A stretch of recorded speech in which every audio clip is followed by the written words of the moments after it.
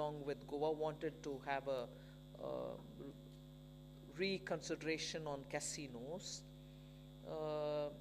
Then Tamil Nadu minister wanted, because in Tamil Nadu online games are banned, they had an apprehension that if taxing at 28% is coming through, will it, make what their ban has been, will it nullify it, will it undermine it, will it dilute it?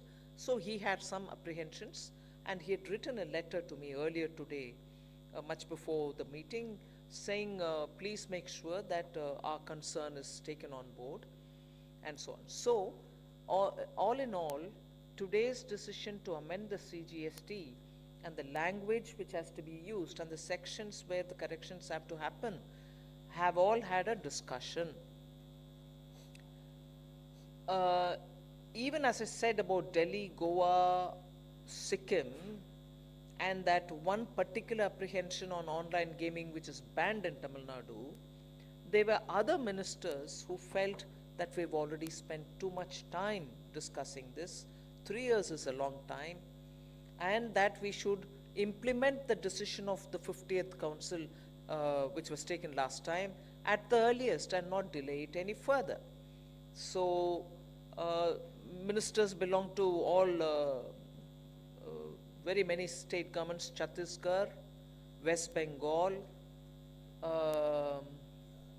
Karnataka, Bihar, Uttar Pradesh, Himachal, all of them felt this, the decision taken in the last council meeting for 28% at face value on each one of them should be implemented, and implemented at the earliest.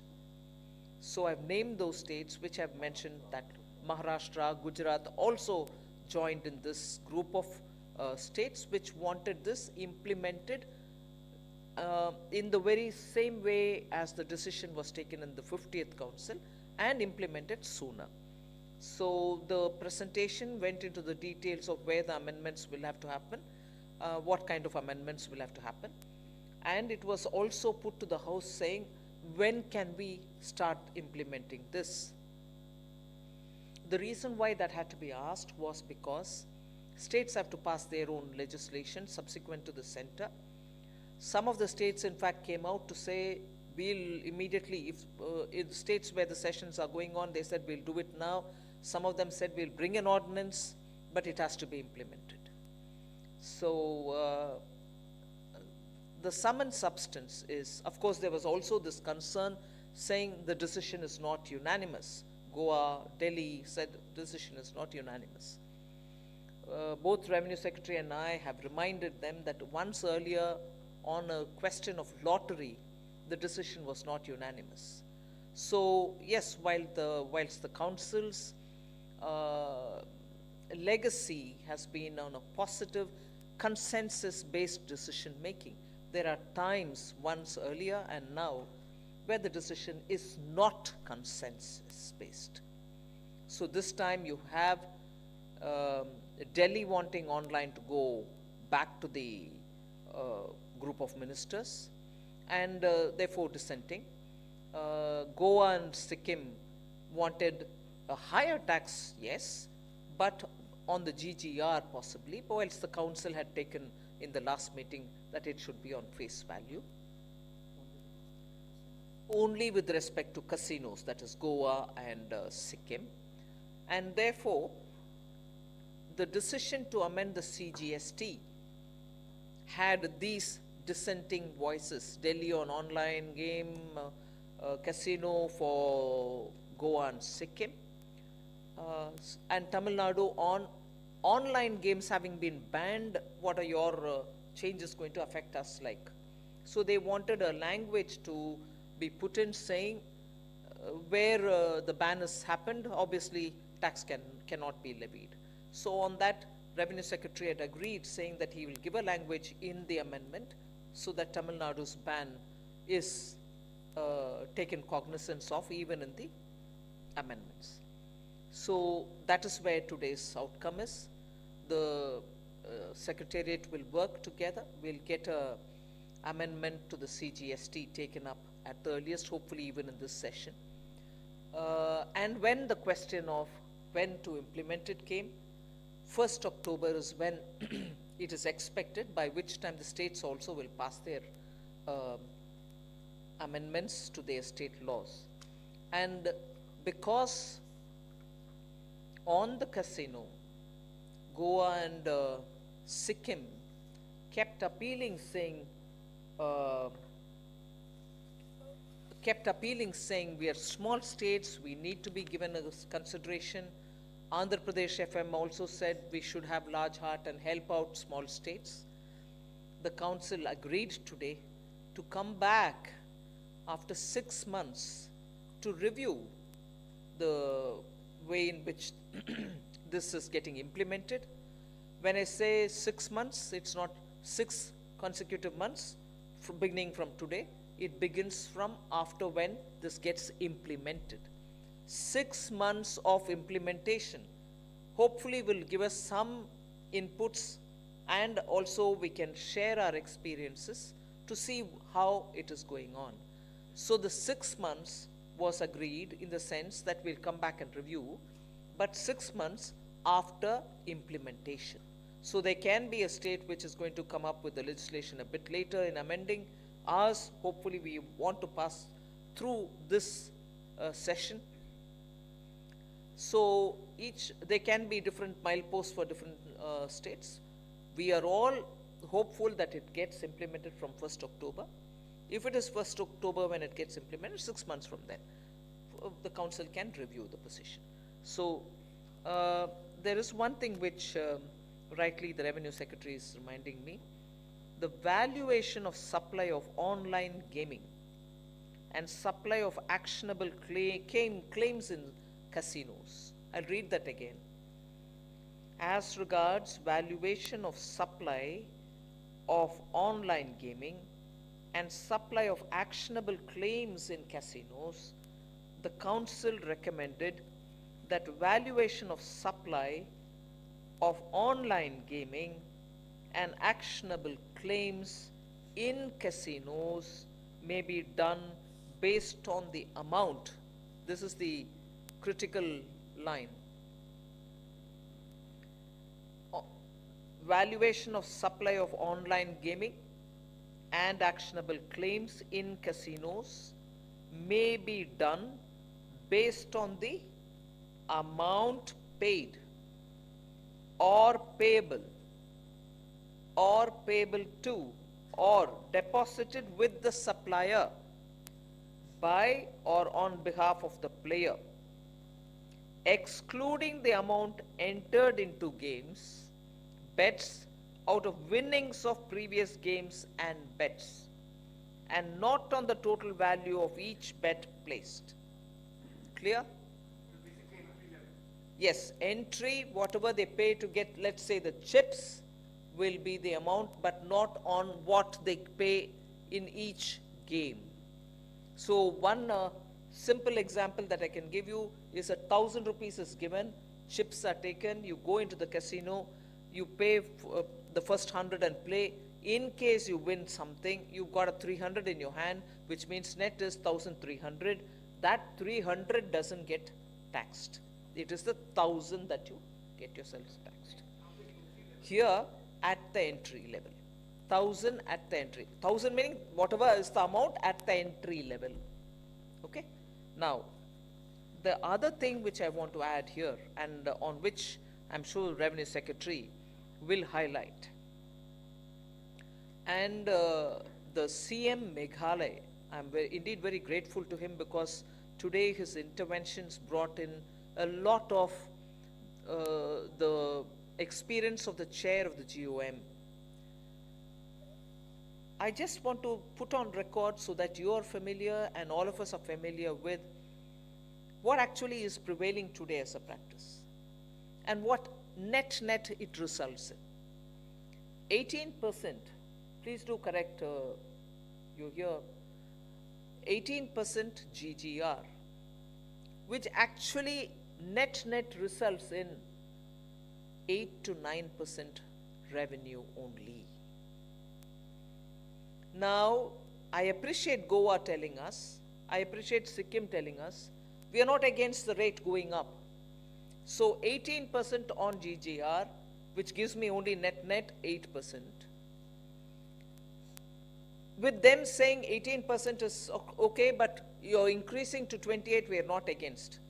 Assume today's 18% GGR on GGR becomes 28% on GGR.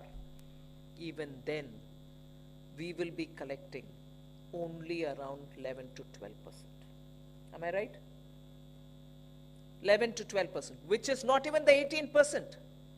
And 11 to 12%, I'm sorry to say, and the current collection, I'm sorry to say, are even far lesser than the tax that we levy on some of the essential goods for households. This is gaming. You're wagering on it. So on the GGR, the current reality is this.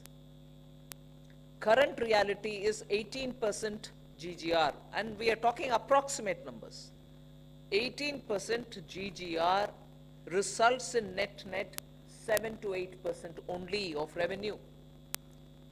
People are saying, okay, we don't mind 18 going to 28, but let it be on GGR. 18% going to 28% GGR will still only give me 12% and not more. So your original 18% is still not realized. So simpler alternative is 28% on the face value. And the other thing is, into a casino, will the board or will the state GST authorities have enough manpower to stand next to every roulette table and say how many people are betting, how many is won, how many people are redeploying that? There are practical difficulties also, and I'm talking about casino. So with all this in mind, and the collective wisdom of the House, it was decided that we levy 28%, which is at the moment within the GST, the highest rate, on face value. So that is the decision today. If there's anything in particular, any questions, Secretary will answer. Unless you have anything in particular for me, I'll take your leave.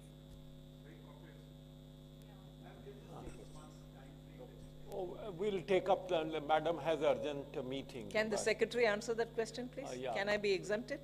Yeah. Thank you.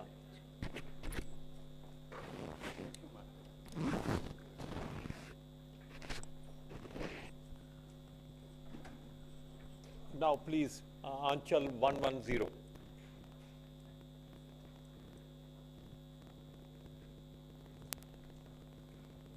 Two things. A, what has been decided about offshore online gaming companies? Will there be some thing about their representative being established here? And also when ma'am mentioned about the decision being taken without a consensus like it was done for lottery, was there at any moment a call for voting also was it made in the council? No, so your second question first, there was no voting because there were only a handful of states which the Honorable Minister has already mentioned. Sorry. So your second question first, which is, was there voting? No, there was no voting because there were very handful of states, 2 in the case of casino and 1 in the case of online gaming who had reservations. And on to your second question, yes, so we will be introducing a specific provision in the law to say that registration will be required for those entities which are offshore. The registration will be a simple process. And secondly, we are also saying that we can take, although there are provisions already existing in the IT Act, but still as a matter of abundant precaution, we are saying that in case any of the laws, including the provisions that we are introducing with respect to offshore, are not followed, then we can use the provisions of the IT Act to get those sites blocked.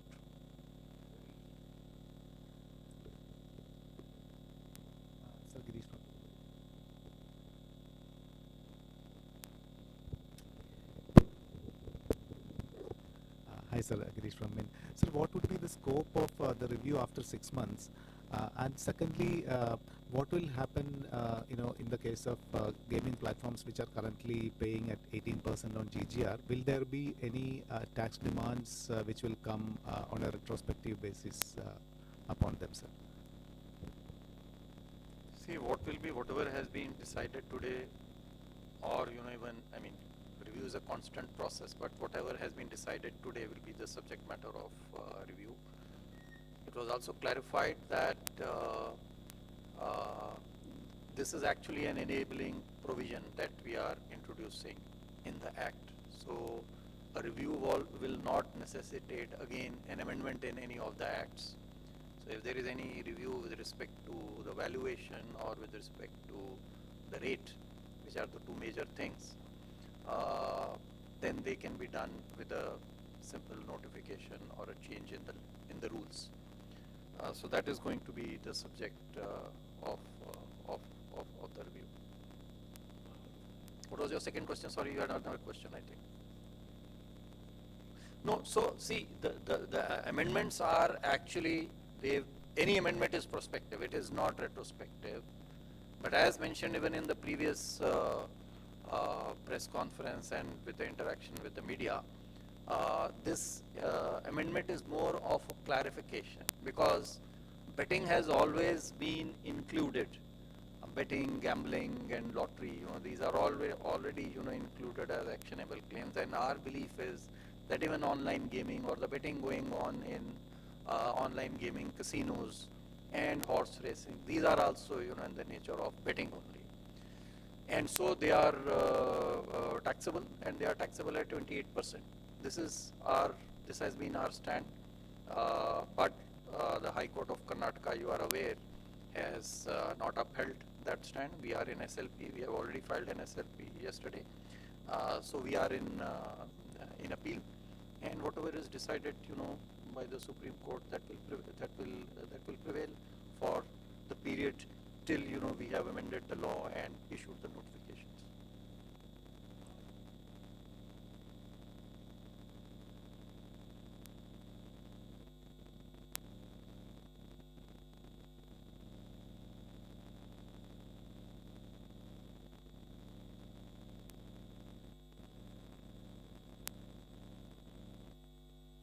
ये जो उन्होंने जो बताया है माननीय मंत्री जी ने, वो ये बताया है कि सबसे पहले तो हम इसको लॉ को हम अमेंड करेंगे, और चूंकि लॉ केवल भारत सरकार को या संसद को ही केवल सेंट्रल लॉ में नहीं अमेंड करना है, बल्कि संशोधन जो राज्यों के जो SGST एक्ट है उसमें भी होना है, तो उसके लिए 2 महीने का समय दिया गया है। प्रयास है कि 1 अक्टूबर से इसे लागू किया जाए। जब ये एक बार लागू हो जाएगा तो उसके 6 महीने के उपरांत में इस पूरे मुद्दे को पुनः से एक रिव्यू किया जाएगा। इसकी जो अनुभव है उसके अनुभव के बेसिस के ऊपर में अगर कोई रिव्यू की आवश्यकता होगी तो वो रिव्यू किया जाएगा। Yes. Hi, sir. So, sir, 2 questions. One very basic. So, what are the amendments which you will take to the Parliament? And 2 months' time, so obviously the option of an ordinance is also over, as Parliament will conclude sometime before mid-month. And so, second is specifically on casinos. So, as of now, casinos still have to pay 28% on total value of play money used to buy tokens, chips, question mark. If one pays 100 rupees to buy chips, she gets chips worth only rupees 72. Rupees 28 goes towards GST. That was the earlier interpretation, which is why Delta Corp, etc. fell the way they did. So a bit of clarification there. And so today's decision is not unanimous. It's not unanimous, or it's not unanimous basically, but the decision has been taken, right? The decision is there and it's near unanimous. It may not be unanimous, but it is near unanimous. If only 2 states with respect to one amendment relating to casinos and 1 state with respect to online gaming That was Tamil are Nadu? not, that state was Delhi. Delhi. Tamil Nadu had some issues which we will try to resolve with them.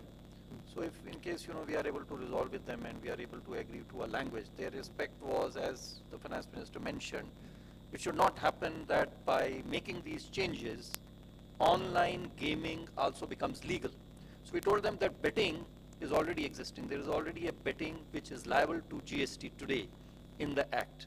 That does not make betting legal if it is illegal, which it is. I mean, betting and gambling are illegal in the country, other than, you know, in horse racing, etc., specific cases. So it is illegal if betting and gambling are illegal but still liable to a tax, just by saying and including online gaming within the purview of the Act and making them liable to tax will not result in legalizing online gaming in their state if they have banned it or they have made it illegal. So this is a clarification that has been given. With respect to the amendments that are going to come in, it is basically two amendments, I would say. Others are consequential in nature. One amendment is relating to, as mentioned already, including in entry number 6, I think, of Schedule 3, online money gaming and casinos and horse racing within the purview, so they are not excluded from the purview. So that is one amendment, and because we are making that amendment, then we have to define as to what is online money gaming. Then we have to define, because online money gaming refers to to online gaming, so we have a definition for online gaming. And because it refers to virtual digital assets, so we have a definition for that.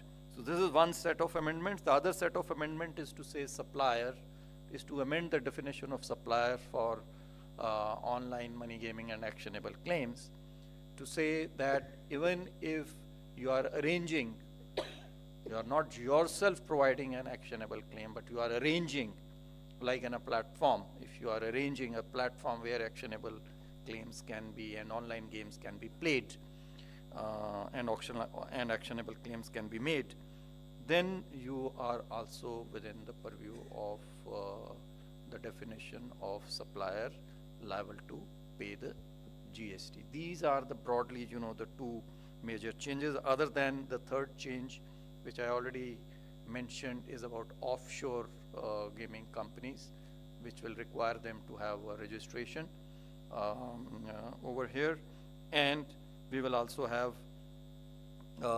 them liable to action under the IT Act in case they do not follow the provisions of this Act. So, sir, basically the fact that the council has agreed to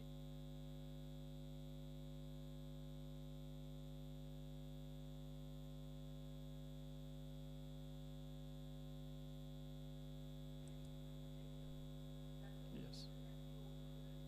Yes. But let me say, see, a review is, the council can anytime review, right? That does not preclude, but this is an assurance to, everyone that we will be reviewing after 6 months. Chair.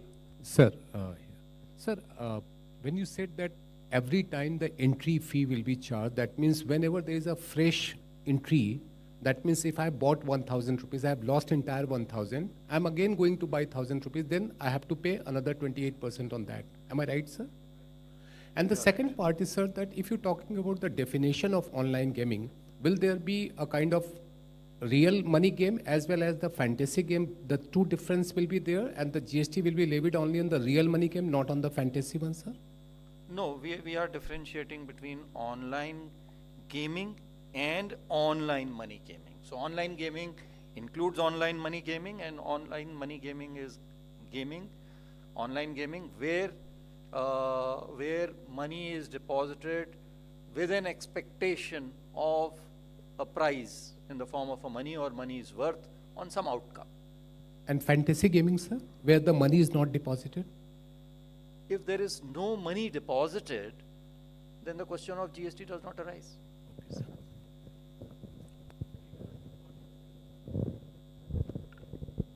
So Meghna Mittal from Money Control. Many a times in these online gaming, the winnings might be paid in virtual digital currency, or the payments also might be made in virtual digital currency.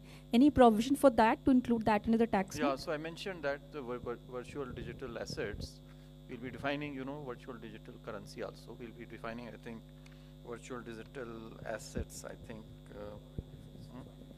And we are borrowing the definition from the Income Tax Act to include money paid even in that form, in the form of a virtual or a virtual digital currency. Even that will be liable to a tax. You are right. No, that is a different thing. If you are buying virtual digital assets, then that is liable perhaps to a tax if you are buying virtual digital assets. But this is using virtual digital assets to buy, online money gaming or, casinos or anything. Sir, Janani from BQ Prime. One question in terms of online gaming. Was there any discussion on the determination of place of supply, considering that online gaming is virtual? How would this work out? How would the place of supply be determined? Yes, so it's a good question. This was raised by Kerala.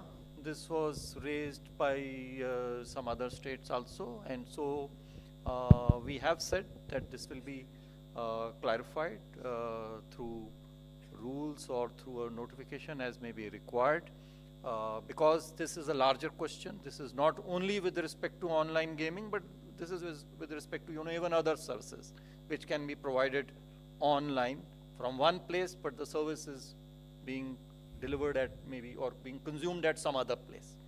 So because it's a larger question, that will be clarified separately. It does not need an amendment in the Act.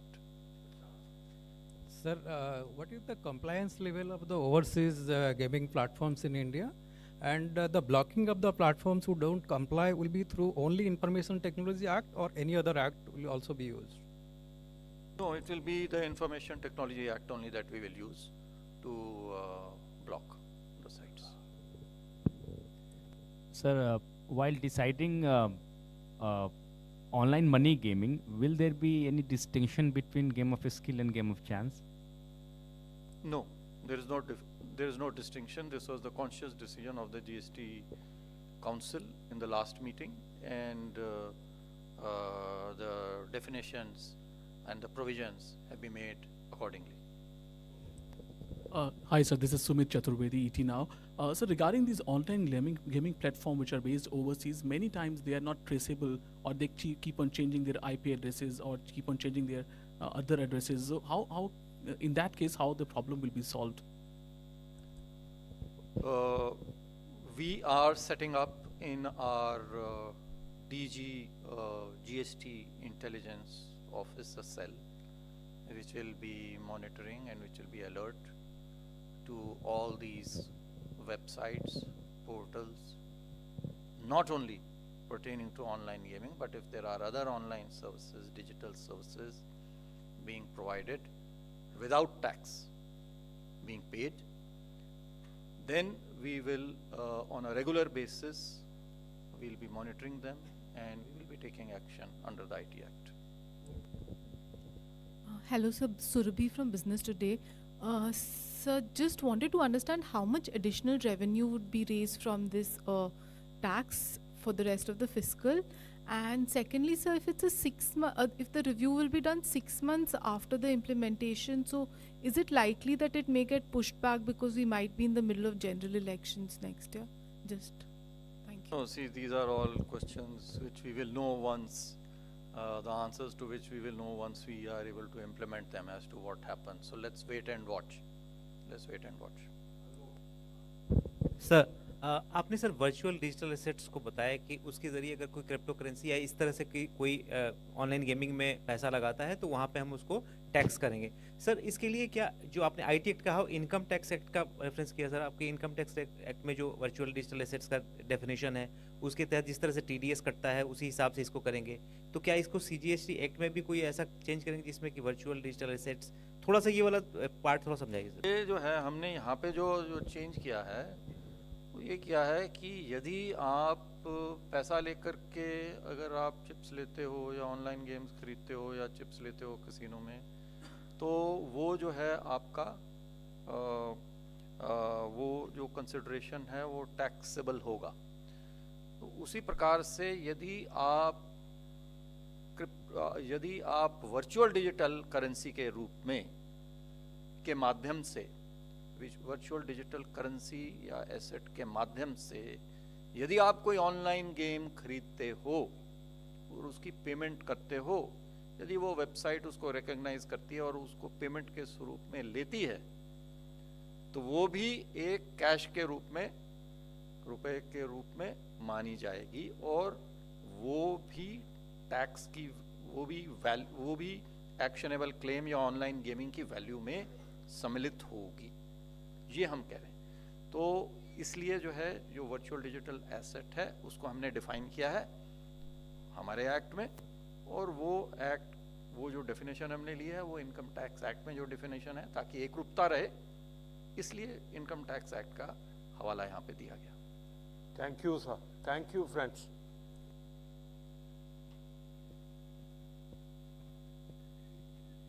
We would be sharing a press release any moment.